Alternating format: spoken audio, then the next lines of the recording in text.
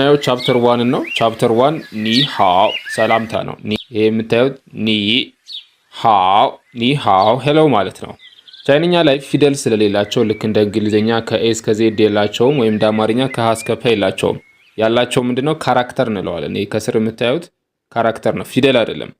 የሚወክለው ደግሞ አንዳንድ ቃልን ነው የሚወክለው። ዩ ማለት ነው አንተ ወይ አንቺ ማለት ነው። ሃው ማለት ደግሞ ደና ጥሩ ማለት ነው፣ ወይም ጉድ ምናምን ፋይን መውሰድ ትችላላችሁ። ፊደል የለም ቃላት ነው ያለው። ቃላት አጣምሮ ደግሞ ሁለቱ ሲጣመሩ ደግሞ ያው ሄሎ የሚለውን ቃል ይሰራል ማለት ነው። ይሄ ኒ ፒኒን ይባላል። ይሄ ድምጻቸውን ሪፕሬዘንት የምናደርግበት መንገድ ፒኒን ይባላል። ፒታየት የፒኒን ሲስተም ነው።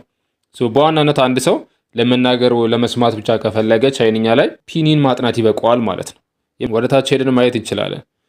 ልክ እንግሊዝኛ ላይ ቫውል እና ኮንሶናንት እንደምንለው ቻይንኛም ላይ ስንመጣ ኢኒሺያሎች አሉ፣ ፋይናሎች አሉ።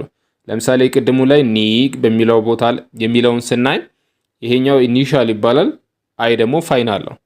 ከላይ የምታዩት ደግሞ ምልክት እቺ እንደዚህ አይነት ምልክቷ ደግሞ ቶን ትባላለች። ሶ አራት ቶኖች አሉ። ቤዚክሊ ሶስቱን ነው የምናየው ማለት ነው። ኢኒሺያል፣ ፋይናል እና ቶን ማለት ነው። ሶስቱን አያይዘን ነው ቃል የምንፈጥረው።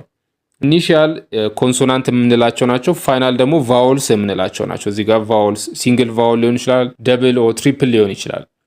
ሰው እነሱ ፋይናልስ እንላቸዋለን። በዋናነት እነዚህን ሶስቱን ያጠና ሰው ፒኒን ማንበብ ይችላል ማለት ነው። አንድ ካራክተር በፒኒን ቢጻፍለት በደንብ ማንበብ ይችላል ማለት ነው። እንቀጥለዋለን። ፓርት 2 ተከታተሉ። ቻይንኛን ደግሞ ኦንላይን በግላችሁ በቤታችሁ ሆናችሁ ማጥናት ከፈለጋችሁ ስልክ አለ፣ ደውሉልን።